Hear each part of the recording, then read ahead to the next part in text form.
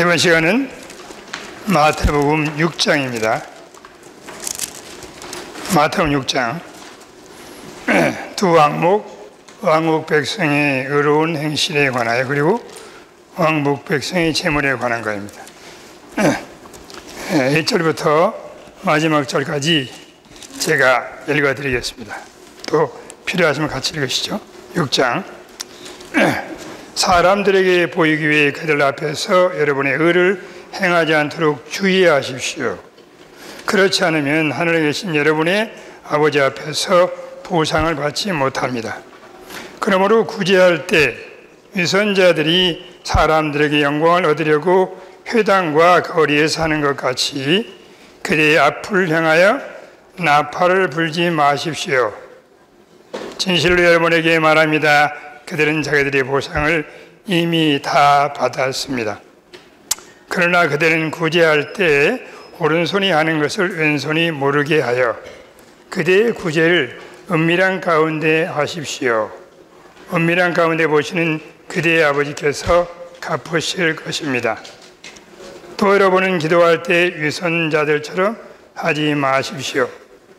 그들은 사람들에게 보이려고 회당과 큰 거리 모퉁이에 서서 기도하기를 좋아합니다. 내가 진실로 여러분에게 말합니다. 그들은 자기들의 보상을 이미 다 받았습니다.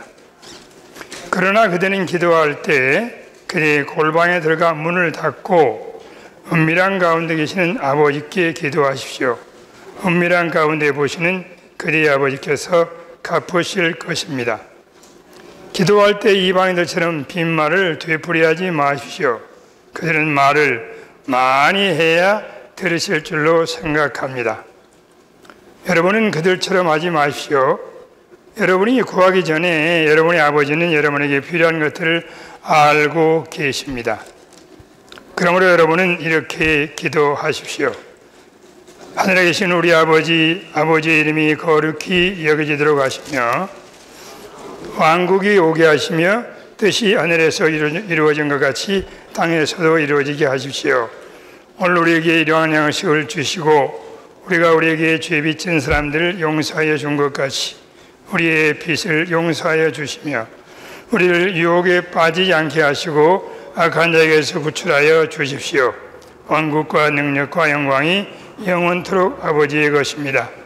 아멘.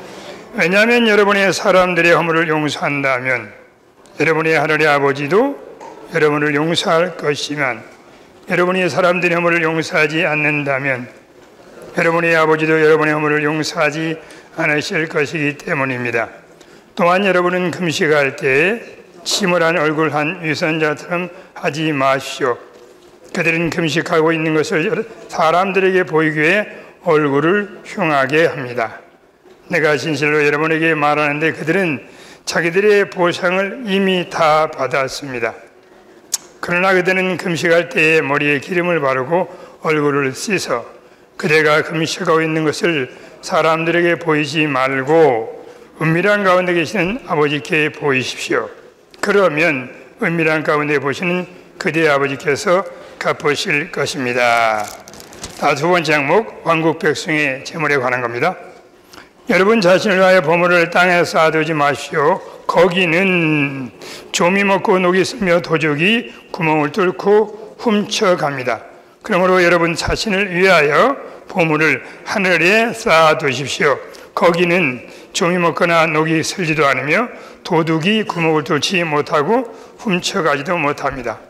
그대의 보물이 있는 곳에 그대의 마음도 있습니다. 눈은 몸의 등불입니다. 그러므로 그대의 눈이 단일하면 온 몸이 밝을 것이나 그대의 눈이 악하면 온 몸이 어두울 것입니다. 그러므로 만일 그대 안에 있는 빛이 어둠이라면 그 어둠이 얼마나 심하겠습니까? 그 누구도 두 주인을 섬길 수 없습니다. 이쪽을 미워하고 저쪽을 사랑하거나 혹 이쪽을 받들고 저쪽을 멸시하게 됩니다. 여러분은 하나님과 마몬을 함께 섬길 수 없습니다. 이러므로 내가 여러분에게 말합니다. 목숨을 위하여 무엇을 먹을까 무엇을 마실까 또 몸을 위하여 무엇을 입을까 염려하지 마십시오. 목숨이 음식보다 몸이 의복보다 소중하지 않습니까? 하늘의 새들을 보십시오. 씨를 뿌리지도 않고 거지도 않고 창고에 모아들이도 않지만 여러분의 하늘의 아버지께서 기르십니다. 여러분은 그것들보다 더 귀하지 않습니까? 여러분 중에 누가 염려한다고 해서 자기 키에 1규빗이나 더할 수 있습니까? 또 여러분은 왜 옷에 대하여 염려하십니까? 들의 백합화가 어떻게 자라는지 잘 생각해 보십시오. 수고도 하지 않고 물레질도 하지 않습니다. 내가 여러분에게 말합니다. 온갖 영화를 누린 솔로몬도 이 꽃들 중 한 송이만큼 입지 못하였습니다. 오늘 있다가 내일 아궁이에 던져오는 들풀도 하나님께서 이렇게 입히시는데 여러분을 더욱 잘 입히지 않으시겠습니까? 믿음이 적은 사람들이여, 그러므로 무엇을 먹을까, 무엇을 마실까, 무엇을 입을까라고 하며 염려하지 마십시오. 이 모든 것은 이방인들이 간절히 구하는 것입니다. 여러분의 하늘의 아버지께서 이 모든 것이 여러분에게 필요할 줄 아십니다. 다만 여러분은 먼저 그분의 왕국과 그분의 의를 추구하십시오. 그러면 이 모든 것을 여러분에게 더하실 것입니다. 그러므로 내일을 위하여 염려하지 마십시오. 내일은 내일의 염려가 있을 것이요 그날의 괴로움은 그날로 충분합니다. 아멘.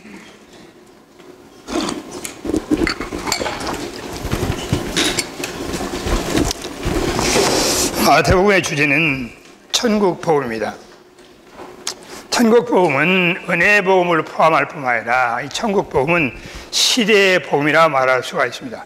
왜냐하면 주님 마태복음 24장에서 이 천국복음이 온 땅에 전파돼야 그제야 끝이 옵니다. 그렇기 때문에 천국복음은 시대를 전환한 복음이에요. 주님은 이 시대를 끝내기 원하시고 다음 시대를 가져오기 원하십니다. 그에 관한 선결 조건 중에 하나가 천국 복음이 온 땅에 전파돼야 합니다. 하나님이 우리 주신 복음은 은혜의 복음만이 아니고 은혜의 복음을 포함한 더 높은 복음, 마태복음, 왕국 복음을 전파해야 돼요. 왕국 복음을 전파하려면 우리가 이미 추가하셨겠지만 마태복음의 왕국에 관한 중요한 세 부분이 있습니다. 첫 번째는 왕국의 헌법, 마태복음 5장, 6장, 7장이죠. 두 번째는 왕국의 외양, 왕국의 비정상적인 부패, 발전, 마태복음 13장에 있어요. 마지막에는 마태복음 24장, 25장, 이 두 장은 왕국의 출현, 왕국의 나타남, 이 땅에 왕국이 도래하는 겁니다.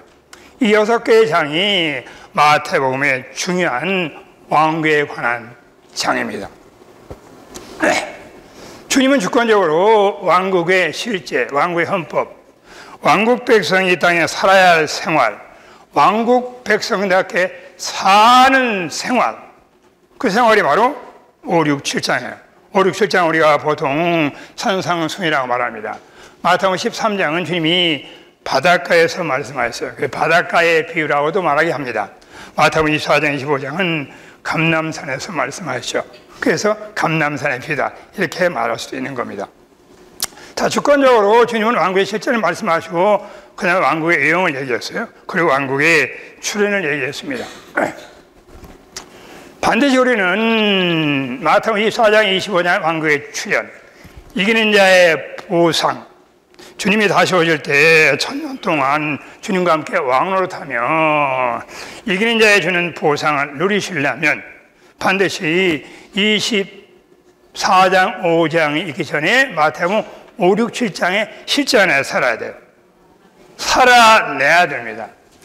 이 땅에서, 가정생활에서, 교회생활에서 5, 6, 7장에 일치하는 뛰어난 왕국 백성다운 그러한 생활을 살아내야 돼요.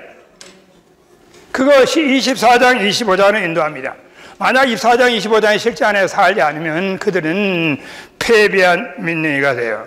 그러면 24장, 25장에서 어리석은 다섯 처녀가 되고 악하고 게으른 종이 되어서 1000년 동안 바깥 어두운 데서 둘째 사망의 해를 받으며 슬피 울며 이를 가는 겁니다. 그러므로 적극적인 방면에서 마태복음 5장, 6장, 7장에 있는 것이 우리의 매일매일의 훈련이 돼야 돼요. 저희 찬송가에 이런 가사가 있습니다. 오늘 왕국의 실제가 우리의 훈련이 되면은 그것이 왕국의 출현 때 우리의 보상이 된다는 것. 오늘 우리는 다 엄밀히 말하면 왕국 훈련생이에요. 누가 물으시거든 저는 전시간 왕국 훈련생입니다. 이렇게 대답하시면 주님이 기뻐하시는 겁니다. 그런 다음에 부정적인 방면에서 13장을 기억하셔야 돼요. 그건 우리에게 경고입니다. 5, 6, 7장의 실전에 살지 않으면 13장에 있는 비정상적인 부패, 타락한 교회 생활이 가능해요. 어쨌든 주님은 주권적으로 이 장의 순서를 이렇게 균형을 이루셨습니다. 그렇죠? 자, 우리가 6개 장을 정리하는 의미에서 마태복음 5장, 6장, 7장 왕국헌법, 산상수 이것도 7개의 주둔 부분이 있죠. 그죠? 한번 정리해 보는 겁니다. 자, 마태복음 5장에 중요한 3항목이 있고 6장에 2항목이 있고 7장에 2항목, 도하 7항목이 있어요. 마태복음 5장에 왕국 백성의 본성, 두 번째가 뭐예요? 왕국 백성이 세상에 미치는 영향. 그리고 세 번째는 뭐예요? 아까 우리 형제님이 그리고 지난 시간에 우리 김광희 님이 잘 교통해 주신 왕국 백성의 율법, 이 세 가지가 5장에 기록된 내용입니다. 오늘 제가 교통한 내용 6장에 있는 두 항목이에요. 하나는 왕국 백성의 의로운 생활, 그리고 왕국 백성이 어떻게 재물을 처리하는가. 마지막 마태복음 7장에도 두 항목이 있습니다.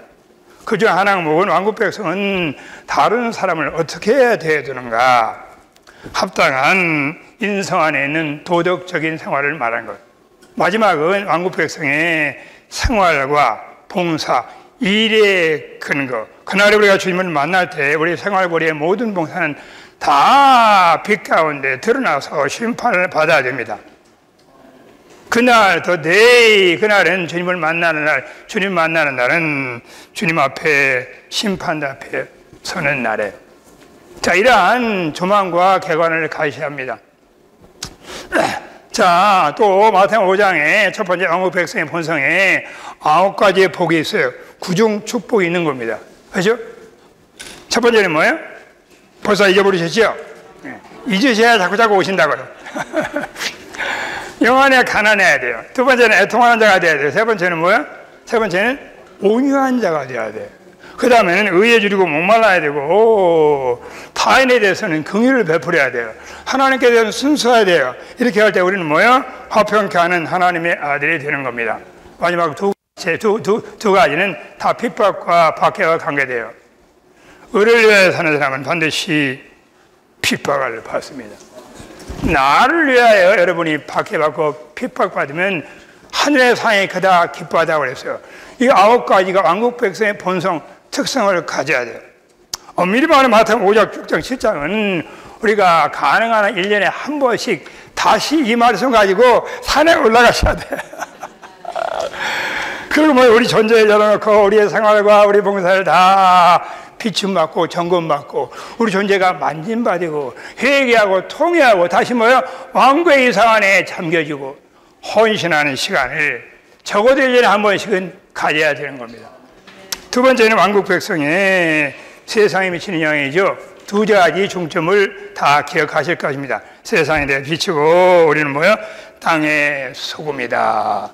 빛과 소금의 직분을 다 감당하는 거죠. 세 번째는 왕국 백성 율법입니다.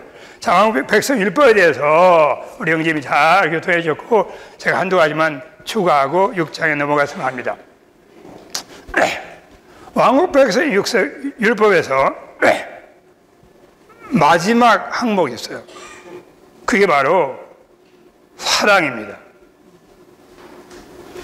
아버지의 온전하게 하면 사랑의 방면에서 온전히 하는 거예요. 하나님은 사랑이죠. 아버지의 온전한 것이 우리가 온전하게 된다는 말은 그 말씀 안에 신성한 계시의 고봉에 포함되어 있어요. 우리가 신격은 아니지만 하나님과 똑같이 되어야 한다는 겁니다. 하나님이 사랑이듯이 우리가 사랑할 뿐만 아니라 우리가 뭐가 되는 거? 사랑 자체가 돼야 돼요. 이게 하나님의 영원한 마음의 갈망입니다. 그 사랑은 뭐야? 초월적인 사랑이에요. 악인이든 선인이든 의로운 사람이든 불의한 사람이든 하나님은 온 인류를 이처럼 사랑하셨듯이 그러한 바닷가의 넓은 사랑의 마음을 갖는 겁니다. 이것이 뭐예요? 율법의 마지막 항목. 그렇기 때문에 사도 바울도 우리 주님도 뭐예요? 사랑은 율법의 완성이라고 이렇게 말한 겁니다. 그 사랑 안에 모든 율법이 다 포함이 됐어요. 엄밀히 말하면 살아계신 하나님을 살아내는 겁니다. 그 사랑을 볼 때 사랑인 하나님을 볼 수가 있는 거예요. 그렇기 때문에 사도 바울은 갈라디아 5장에서 그 영의 첫 번째 열매가 뭐예요? 사랑이라고 말하고 있는 겁니다. 베드로 형제님은 베드로후서 1장에서 생명과 경건에 속한 모든 걸 우리 안에 영단번에 주셨는데 이 생명이 계속 자라고 성장하고 성장하면 어떻게 돼요? 거기 8단계를 거쳐가지고 마지막은 뭐예요? 경건의 형제 후에 마지막 사랑을 더하라고 말하는 겁니다. 기독교는 사랑의 종교예요. 사랑은 가장 탁월한 미덕입니다. 사랑은 모든 걸 덮고 사랑은 모든 걸 이기고 사도 바울은 고린도서 13장에서 전적으로 한 장을 할애해서 사랑을 기록했어요. 사랑이 가장 탁월한 겁니다. 어떤 사람이 되든지 어떤 일을 하든지 사랑이 가장 탁월한 거예요. 최고의 목회자님들 사랑이 충만한 목회자예요. 최고의 좋은 부모 사랑이 충만한 부모입니다. 최고의 모든 봉사하는 사람들은 다 사랑이 충만해요. 사랑은 모든 걸 이기는 겁니다. 사랑이 부족하기 때문에 가정이나 교회나 다 심각한 질병에 결려 있는 것. 뭘로 치료해요? 사랑으로 치료하는 겁니다. 자, 어쨌든 제가 이 한마디를 말씀드리고 있고 마태복음 율법에서 많이 추구하셨겠지만 제 도움이 혹시 좀 사족 같은지 모르겠지만 그죠? 율법에 대해서 우리 목회자님들이 더 많이 추구하시기 위해서 율법에 대한 중요한 세 개장을 제가 말씀을 드리겠습니다. 아마 거의 다 아시는 얘기일 거예요. 하나는 출애굽기 19장에 율법이 이 땅에 주어진 배경입니다. 반드시 이 장을 외시고 누리시고 예리한 검으로 사용하셔야 돼요. 우리 주님은 이스라엘 백성을 독수리 날개로 업어왔습니다. 그지만 은혜로 업어왔다는 걸 말하는 거예요. 근데 이스라엘 백성들은 그 말 듣고 내가 일제히 준행하겠다고 그랬잖아요. 은혜에서 율법으로 돌아간 걸 말합니다. 어쨌든 이걸 추구하시는 게 도움이 됩니다. 자, 두 번째는 아까 우리가 마태복음이잖아요. 두 번째는 갈라디아서 4장에 나와요.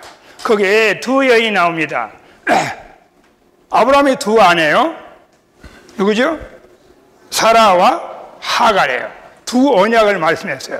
그 전에 하갈은 옛 언약, 율법의 언약을 말하고 사라는 새 언약, 은혜의 언약을 말해요. 율법 때의 은혜를 말하는 겁니다. 그죠? 두 아들 있죠? 이스마엘과 이삭이에요. 율법 안에 사는 사람은 자신의 타고난 힘으로 하는 모든 율법 행위는 하나님 보시기에 이스마엘이에요. IS 단체를 가져오는 겁니다. 심각한 거예요. 은혜 안에 살 때만이 이삭을 낳을 수가 있어요. 그것만이 하나님 앞에 영원한 가치가 있는 겁니다. 왜냐하면 엄밀히만 올랄 한국 땅에서 이 율법에 관한 항목은 상당히 중요한 항목이에요. 율법 박사들이 되셔야 돼. 실제로는요, 많은 민의들이요, 율법이 왜 주어졌는지, 율법을 어떻게 이루는지, 율법을 어떻게 이기는지, 거기에 관한 분명한 계시가 부족하기 때문에 모든 문제가 생기는 겁니다. 제가 오늘 이 항목은 제 파트가 아니기 때문에 더 깊이 못 들어가겠지만, 자, 세 번째는 우리 아까 형제님이 교통하신 로마서 7장과 8장이에요. 7장은 옛 언약, 율법 안의 언약을 말하고 8장은 새 언약, 은혜 안의 언약을 말하는 겁니다. 자, 로마서 7장과 8장을 한 절에 요약이 되어 있어요. 그게 로마서 8장 3절과 4절입니다. 보세요. 3절 전반부는 아까 우리 형이 다 설명하신 거죠. 율법에 연약하여 할 수 없는 것을, 이게 뭐예요? 율법이에요. 이게 구약이에요. 이게 로마서 7장을 말하는 겁니다. 그 다음에 뭐예요? 율법이 육신으로 연약하여 할 수 없는 그것을 누가 해요? 하나님은 아시나니. 우리는 파섭을 불가능하지만 하나님 안에는 불가능이 없어요. 어떻게 하나님이 아십니까? 하늘에 서는 게 아니고 그분이 육체 되시고 인생을 44에 죽고 부활하신 다음에 생명 주는 영, 만인을 포함한 그 영, 열매 맺는 영, 자유케 하는 영, 생명의 법으로 우리 영 안에 들어오시는 거예요. 그러므로 그 영으로 말미암아 그 영을 쫓아갈 때, 그 영을 누릴 때, 그 영으로 충만할 때, 그 나라에 갈 때면 자연스럽게 이루어지는 거예요. 결심하지 않고 자연스럽게 그냥 화가 참아져요. 자연스럽게 얼굴이 넓어져요. 자연스럽게 최고의 미력을 살아내는 걸 말하는 겁니다. 그죠? 그럼 로마서 7장은 할 수 없는 걸 말하고 한 단어로 요약하면 로마서 8장은 뭐예요? 할 수 있다는 걸 말하는 거예요. 로마서 7장은 요한복음 15장에 너희가 나를 떠나 아무것도 할 수 없다 그 말이고, 로마서 8장은 빌립보 4장에서 내게 능력 준 자 안에서 내가 모든 할 수 있다는 거예요. 이것이 성경 전체의 중심이고 초점이라고 말할 수가 있는 겁니다. 그죠? 뭐 어쨌든 율법에 대해서. 자, 이제 오늘은 오늘 제가 의하고 개체물입니다. 자, 6장은 제가 이 두 항목 교통하고 7장에 대해 오후 시간에 교통하실 거예요. 7장에 대해서. 7장으로 두 가지를 기억하셔야 됩니다. 두 가지를 7장에요. 거기 보면 두 문과 두 길이 있어요. 제가 깊이는 안 들어가고 어쨌든 5, 6, 7, 13장 그리고 24, 25장을 다 우리 안에서 가능한 한 자주 기억하시고 누리고 적용하기 위해 제가 말씀을 드린 겁니다. 마태복음 7장도 두 문과 두 길이 있어요. 그리고 거기에 두 건축이 있어요. 모래 위에 집이 있고 반석 위에 집이 있어요. 그 구체적인 내용은 우리가 다음 시간에 또 형집이 잘 교통할 것입니다. 자, 마태복음, 제가 참고로 마태복음 13장 앞으로 추가하시겠지만 여기도 7가지 비유가 있어요. 가라지의 비유, 겨자씨 비유, 그리고 뭐예요? 가라지, 겨자씨, 가라지, 겨자씨, 누룩. 죄송합니다. 그리고 진주의 비유, 그리고 보물의 비유, 그리고 그물의 비유. 그것도 7가지 비유입니다. 천국의 비밀이에요. 그 중에 3가지, 가라지와 겨자씨, 누룩, 이것이 바로 왕국의 비정상적인 부패, 타락을 말하는 것. 주님의 그님이 예언하셨지만 오늘날 이미 너무나 많이 이것이 부패하는 겁니다. 그죠? 자, 24장, 25장도 기억하기 쉽게 잖아요. 24장, 25장도 기억하기 쉽게 24장에 두 여자와 두 남자가 있어요. 메트로가 두 여자하고 밭에 있는 두 남자. 그리고 뭐예요? 거기에 두 종이 있어요. 그죠? 악하고 게으른 종이 있고, 그리고 뭐가 있어요? 그리고 현명하고 슬기로운 종이 있어요. 그죠? 슬기로운 현명한 종은 때로따라 양식을 잘 안 하죠. 그죠? 악하고 게으른 종은 양식을 안 주는 것도 미워 죽겠는데 거기다 대고 때리는 겁니다. 그리고 맨날 술 친구도 보러 먹고 마시고 즐기는 거예요. 저는 마태복음 25장에 우리가 알다시피 거기에 처녀와 노예가 있죠. 두 종류의 처녀가 있고 두 종류의 노예가 있습니다. 자, 이런 중점을 가지고 마태복음 목회자 세미나하고 있었기 때문에 어디 가서 목회자 세미나 뭘 들으냐 그러면 그냥 좋았습니다 그렇게만 말하지 마시고 도움 받은 걸 하나씩 얘기하셔야 돼요. 자, 이제 남은 시간 그죠? 15분. 저 10시 반? 10시 반이에요? 저거 어떻게 11시. 죄송합니다. 11시 20분. 20분 남았네요. 그죠? 자, 첫째는 왕국 백성의 의로운 행동이에요. 이 단락의 말씀의 핵심은 물론 겉으로 볼 때는 의를 다루는 겁니다. 왕국과 의는 분리할 수가 없어요. 의와 공의가 주의 보좌의 기초입니다. 바울은 하나님의 나라는 먹고 마시는 것이 아니고 의와 의를 먼저 언급했어요. 왕국 백성의 본성에서도 의에 줄이고 목마르지 않은 복이 있다고 그랬잖아요. 그 왕국 백성의 특징은 뭐야? 다 의입니다. 이 왕국에는 불의가 있으면 안 돼요. 철저히 뛰어난 의의 기초에 세워져야 돼요. 그래서 주님은 3가지의 예를 들어서 말씀하신 거예요. 그렇죠? 나와 있는 거죠. 첫 번째는 뭐죠? 구제. 그죠? 두 번째는 기도. 그죠? 세 번째는 금식이에요. 그런데 시간상 더 깊이는 못 들어가겠지만 어쨌든 간에 이 말씀의 내재적인 깊은 의미는 엄밀히 말하면 사람 안에 타락한 생명, 자의 생명, 육체의 생명, 그 생명은 드러내기 좋아하는 겁니다. 과시하기 좋아하는 거예요. 하나님께로부터는 만족과 기쁨만이 아니고 사람으로부터 만족을 추구해요. 그거에 목마른 겁니다. 기회만 있으면 자신을 과시하려고 하는 거예요. 자신을 드러내는 것. 심지어 모든 영적인 축복까지 마찬가지예요. 이것은 육체라고 하고 이것은 자아예요. 왕국 안에서 이것은 처리받아야 돼요. 은혜와 긍휼이 있다면 이 육체를 자아를 굶겨야 돼요. 물을 주지 말아야 돼요. 어떤 시스템은 대부분 사람들에게 물을 더 많이 줍니다. 이름을 드러내죠. 공개하죠. 사람도 타락하기 때문에 그렇게 원하는 겁니다. 내 이름이 거기에 들어가기를 원해요. 불러주기를 원하는 겁니다. 나타내기를 원하죠. 우리 주님의 생명은 많은 경우 자신을 감추는 생명이에요. 할 수만 있다면 최선을 다해서 물론 율법으로 취하지 말아야 되지만 원칙적으로 최선을 다해서 자신을 감춰야 돼요.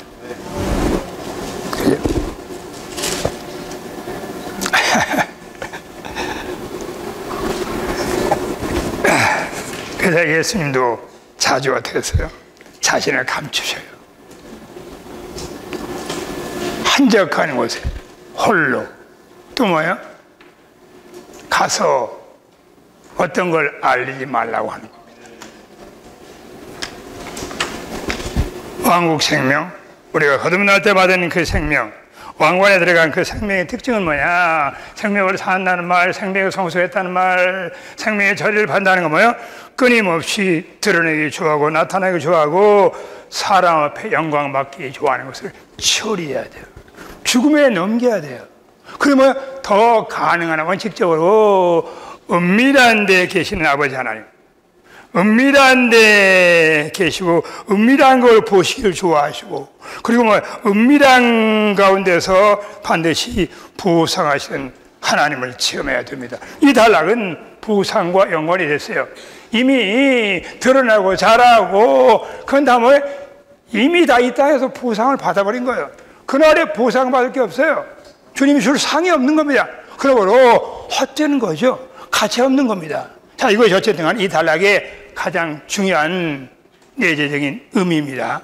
다만 의에 관한 걸 주님이 예를 들어서 말씀했죠. 우리 하나님은 스스로 자신을 감추시는 하나님이죠. 자, 보세요. 구제. 아마 대단히 익숙한 비유일 겁니다. 오른손이 하는 걸 왼손이 모르게 하라 그러잖아요. 이미 여러분들이 사람에게 보이려고 여러분의 의를 행할 때 조심하라는 거예요. 의를 행하지 말라는 게 아니고 사람에게 보이려고 하지 말라는 거예요. 다 두 종류의 구제가 있고 두 종류의 기도가 있고 두 종류의 금식이 있어요. 한 종류의 구제는 뭐예요? 드러내는 겁니다. 자, 육체를 표현하는 거예요. 자신을 과시하는 거예요. 사람들이 다 알도록 나팔을 부는 겁니다. 빰빰빰빰빰 빰빰빰 나팔을 부셔. 아무개 아무개 아무개. 자, 옛날에요 제가요 이게 좀 뭐 이야기씩 한번 드리면은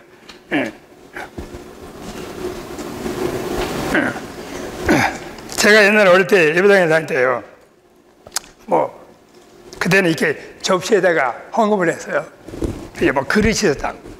그래서 어떤 사람은 종이 돈이 아니고 그 동전을 바꿔가지고 자기 앞에 연복에 하면은 위에서 꽝 놔. 그러면 뭐야? 꽝꽝꽝꽝 소리가 나는 거예요. 헌금을 많이 했다는 말입니다. 예를 들면 이런 겁니다. 뭐 쉬운 예를 들었지만 그렇잖아요. 자, 또 어떤 자매님은 접대봉사를 근데 이제 거실에 들어가서 거기 대화하는 분이 있는데 이분들이 내가 이제 음료수를 가져왔는데 관심을 안 하네? 그러니까 어떻게 돼요?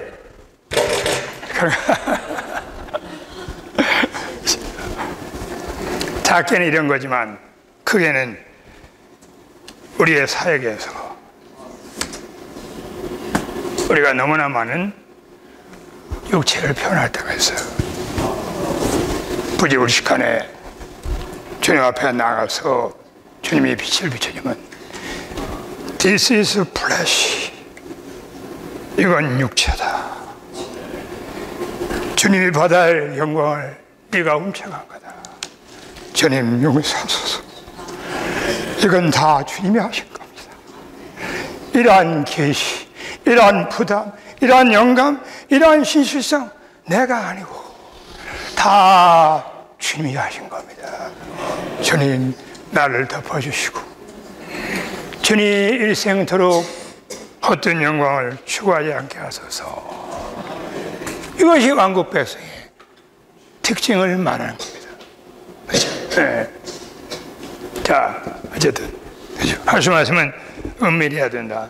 자, 오해하지 마시고요. 저희 교회에서는 실행을 헌금을 하는 사람은 이름을 쓰지 않습니다. 받는 사람만 이름을 써요. 그래서 어떤 단체에 있는 분이 저희 교회에 와가지고 헌금을 했어요. 자기 이름을 크게 썼어요. 근데 나중에 보니까 그 헌금이 자기한테 돌아왔어.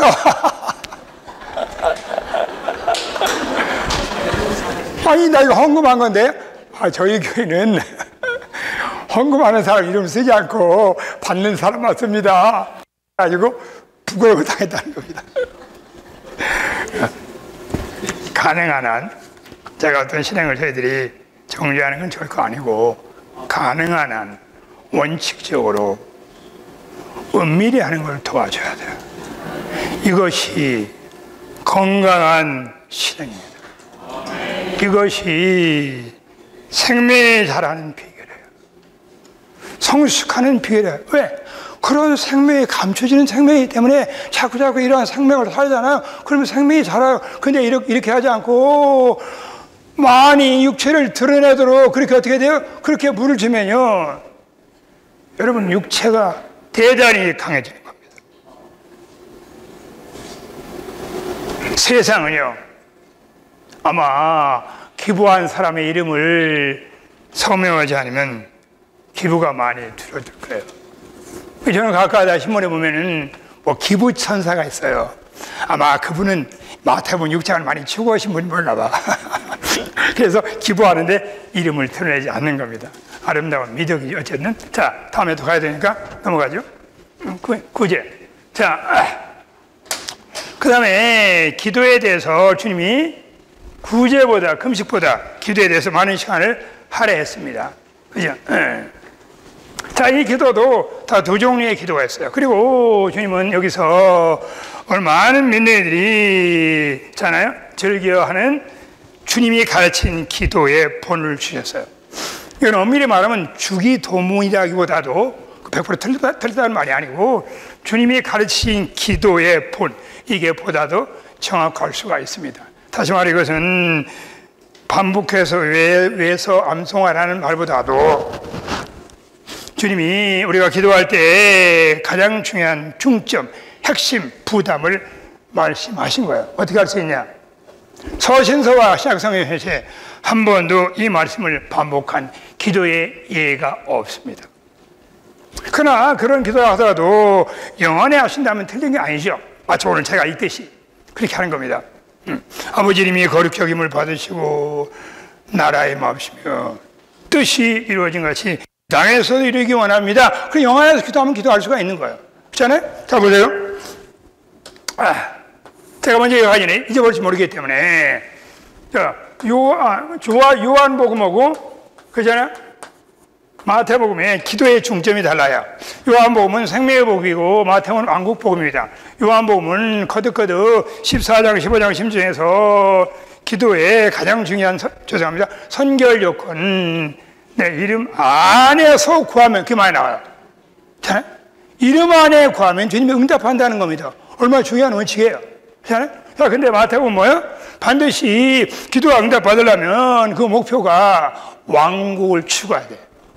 왕국을 위한 기도를 해야 돼요. 자신의 왕국이 아니고 자신의 뜻이 아니고 하나님의 뜻과 일치하는 왕국을 위한 기도. 그러면 요한복음의 원칙에 따르면 항상 기도할 때 뭘 조심해야 돼요? 이것도 기도한 다음에 예수님의 이름으로 기도했습니다. 그렇게 부채라는 의미가 아니에요. 엄밀히 말. 그러나 기도의 내용이 주님의 이름 안에서 주님과 하나 되어서 내 안에 있는 주님이 나를 통해서 하는 기도, 그게 바로 주님의 이름 안에서 한다는 내재적인 의미입니다.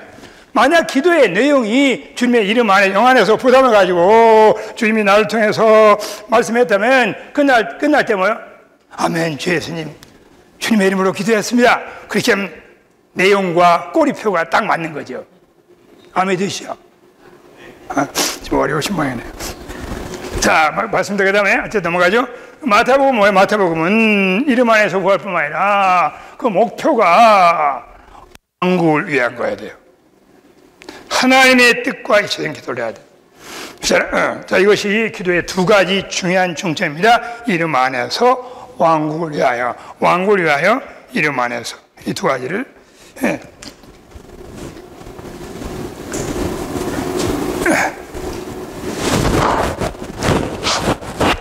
죄송합니다. 자, 주님이 가르친 기도에서 이것도 다 원칙을 말합니다. 주님이 두 가지의 부정적인 예를 들었어요. 두 가지 부정적. 하나는 뭐예요? 하나는 유선자의 기도를 말하고 하나는 이방인의 기도를 말하고 있어요. 유선자의 기도는 그것도 뭐예요? 다 드러나기를 좋아하는 기도를 하는 겁니다. 길거리 기도 또는 공중 기도를 좋아하는 거예요. 길거리 기도를 하지 말라는 게 아니고 공중 기도 하지 말라는 게 아니고 그것만 좋아하는 거예요. 그 문제입니다. 그 주님 뭐라고? 주님은 그래서 균형이라서 말하기를 골방에 들어가라고 기도했잖아요. 은밀한 기도를 말하는 겁니다. 주님과 나만이 아는 기도, 그게 바로 기도의 뿌리죠. 이것도 다 엄밀히 말하면 우리의 타고난 육체에 드러내기 좋아하는 걸 처리하는 걸 말합니다. 우리는 반드시 뭐예요? 골방이 있어야 돼요. 골방은 두 가지로 적용해 볼 수가 있습니다. 하나는 진짜 주님의 본을 따라서 한적한 곳에 가는 것. 여러분 집안에 있다면 뭐 다락방이든지 자기만의 사람들에게 영향받지 않고 전념할 수 있는 그러한 물질적인 의미의 골방이 필요하다면 할 수가 있어요. 저는 제가 사는 동네에 뒷산이 있어요. 그 산 이름이 봉산인데 그 봉산이 제 겟세마네 동산입니다. 제가 서대문에 살 때는 거기에 안산에 있었는데 그 안산은 너무나 사람들이 많아가지고 골방의 기능을 잃어버렸어요. 그래서 제가 거기 가니까 진짜 골방 분위기가 나더라고. 사람들이 별로 없어요. 그래서 제가 항상 가는 데가 있어요. 아무도 몰라요. 주님하고 나만 알아요. 어쨌든 가능하다면 그런 골방이 필요해요.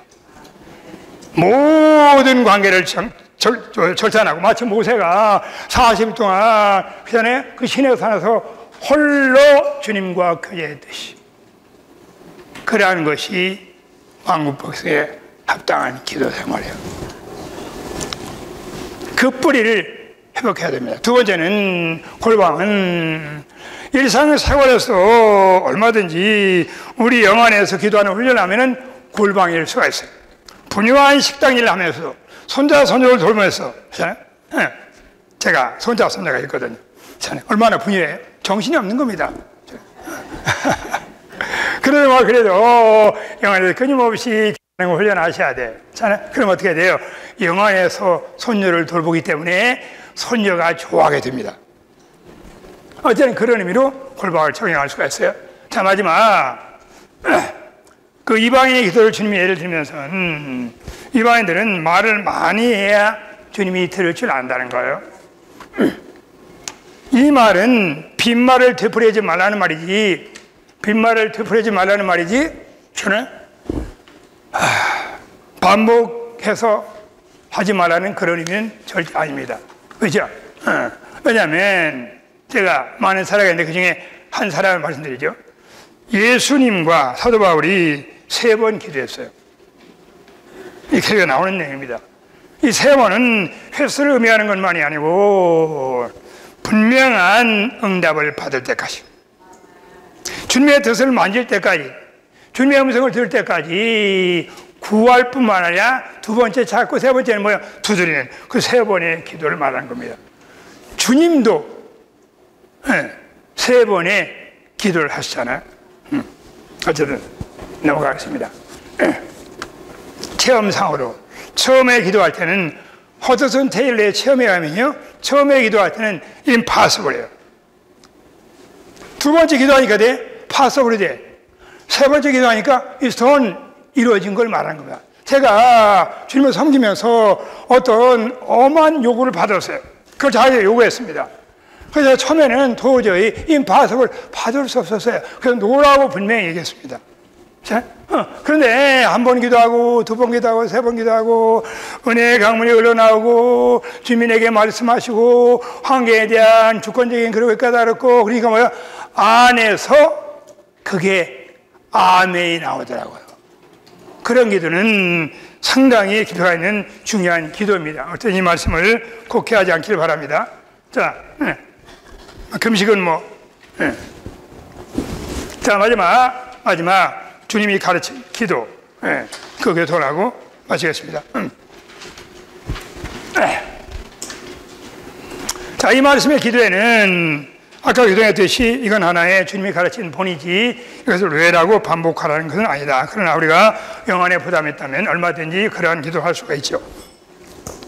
자, 이 기도에는 5가지의 중점이 있습니다. 그렇잖아요? 첫 번째 중점하고 5가지 중점이 일치해요. 자, 첫 번째 중점은 아버지의 이름이 거룩히 여김을 받으시며 나라가 임하옵시며 뜻이 하늘의 지름 같이 이 땅에서 이루어지기를 기도했어요. 맨 마지막에는 뭐예요? 마지막에는 나라와 권세와 영광이 아버지께 영원히 있기를 기도했습니다. 엄밀히 말하면 이 시작과 끝은 다 동일한 걸 말해요. 거룩히 여김을 받는 것이 그게 영광입니다. 그죠? 그렇기 때문에 마지막은 나라와 권세와 영광이고 앞에 기도는 뭐야? 다만 거룩의 영광이 앞에 나왔어. 이 세 단어는 분리할 수 없는 겁니다. 구분은 있지만 분리할 수 없어요. 마치 이 삼일 하나님, 삼일성과 관계가 있는 겁니다. 보세요. 자, 이것이 주님이 가르친 기도의 가장 중요한 거예요. 우리가 알다시피 기도는 하나님의 역사나 하나의 철로를 까는 거죠. 하나님은 뜻이 있어요. 갈망이 있어요. 원함이 있는 겁니다. 그러나 주님의 뜻과 갈망이 이 땅에 성취되려면 영안의 어떤 신실한 성도들이 주님께 돌아가서 기도함으로 주님의 뜻을 만져요. 주님의 갈망이 나의 갈망이 되고 주님의 부담이 나의 부담이 되는 겁니다. 그 다음에 네 번째, 그 부담을 가지고 기도하는 거예요. 그 갈망을 가지고 기도하는 겁니다. 엄밀한 그 기도는 뭐예요? 내가 한 기도가 아니고 내 안에 있는 주님이 나를 통해서 한 기도예요. 앤드류 모레가 가장 높은 기도의 의미는 우리 안에 계신 그리스도가 부지 안에 있는 주님께 기도하는 거라는 거예요. 이것이 바로 유다서에 나오는 기도 안에 기도를 말하는 거예요. 그럴 때 이 땅에 뭐야? 하나님의 뜻이 이루어지는 겁니다. 자, 그러므로 제가 먼저 한번 언급하고 싶어서는, 자, 주님의 갈망이 이 땅에 왕국이 오는 거죠. 세상 나라가 우리 그리스도의 나라가 되는 겁니다. 모든 피조물이 원해요. 구원받은 우리도 원해요. 이 땅에 세상 나라가 지나고 인간 영혼 끝나고 주님이 다스리는 의와 공의와 평과 사랑이 충만한 그런 왕국이 도래하기를 원하죠. 교회 시대는 끝나고 왕국 시대가 오기를 원하는 겁니다. 자, 간단히 3가지. 첫째 뭐예요? 정말 왕국이 오기 원하면 뭐예요? 왕국을 위하여 기도해야 돼요. 어떤 주님의 종은 몇 달 동안 보이지 않았습니다.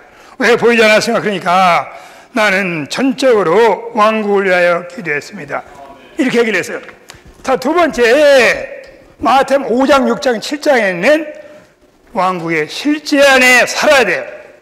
그래야 왕국을 가져오는 겁니다. 그들이 이기는 자, 여러분 계시록 12장에 가면은 이기는 자들이 휴거되고 하나의 전쟁에서 잖아요. 사탄을 쫓아낼 때 이 땅에 하나님의 왕국이 임해요. 그러므로 반드시 마태복음 5, 6, 7장에 실제 안에 살아드는 걸 말하는 겁니다. 세 번째는 왕국 보물 전파. 이것이 바로 왕국을 이 땅에 가져오기 위한 우리의 통역 협력을 말하는 겁니다. 첫 번째는 뭐야? 가장 높은 기도, 왕국을 위한 기도를 해야 되고, 두 번째는 뭐야? 5장, 6장, 7장에는 왕국의 실체를 살아내야 된다. 세 번째는 전국 보물 전파해야 되는 걸 말하는 겁니다. 네, 역시 가다듬네. 자, 보세요. 자, 나라는 하나님이 원하는 왕국은 반드시 뭐예요? 그분이 뜻이 집행이 돼야 돼요. 그분의 갈망이 제한받지 않고 그분이 완전히 보좌 안에서 자유롭게 주의를 얻어야 돼요. 그게 왕국입니다. 그리고 왕국과 뭐예요? 나라와 권세는 같은 거예요. 그 다음에 뭐가 일어나요? 그럴 때 이 땅에 그 왕국에서 뭐 주님의 뜻이 표현되는 거예요. 이게 바로 영광입니다. 자, 어쨌든 이것이 마태복음에서 주님이 가르친 가장 중요한 영광이고, 그 다음에 세 가지 하고 간단히 마치겠습니다. 그 다음에는 뭐예요? 그 다음에는 뭐죠? 그 다음에는 용서가 나와요. 용서. 우리가 죄인 자를 용서하는 같이 우리를 용서해 주옵소서. 그것은 이러한 높은 기도를 하려면 반드시 뭐예요? 거기에 회개와 자백이 충만해야 되는 걸 말하는 거예요. 주님은 이게 중요하기 때문에 그 뒤에 말씀하기를 우리가 어떤 사람이 죄를 용서 안 하면 주님도 우리를 용서 안 한다는 거예요. 아멘 되시죠? 그렇기 때문에 왕국 백성은 반드시 뭐예요? 철저히 빛 가운데 자백하는 걸 배워야 되고, 기꺼이 뭐예요? 이 땅에 있는 동안에 다른 사람들의 허물을 용서해 줘야 돼요. 기억하지 않아야 돼요. 자백과 용서가 충만한 것이 왕국 백성의 기도에 대한 중요한 선결 조건이고, 마지막 한 가지는 염려하지 말라는 것이고, 우리는 매일매일 믿음으로 살아야 되는 걸 말하고, 마지막에는 뭐예요? 시험에 들지 말게 하시고 악의 소리를 구원하소서. 우리는 조금도 자신을 신뢰하지 말고, 우리는 여전히 이 땅에 사탄의 영향이 있는 걸 알고 끊임없이 주님 모든 종류의 악에서 나를 구원하소서. 나 자신은 신뢰할 수 없습니다. 주님 모든 종류의 시험에서 지켜주소서. 오늘 이 시간까지 얼마나 많은 시험이 있었어요. 저는 오늘 말씀을 준비하면서 주님께 정말 감사의 눈물을 흘렸습니다. 내가 그때 주님의 은혜가 없더라면 그런 것들이 많이 생각나. 주님을 찬양합니다. 우리 모두가 이런 실천에 들어가기 원합니다. 할렐루야.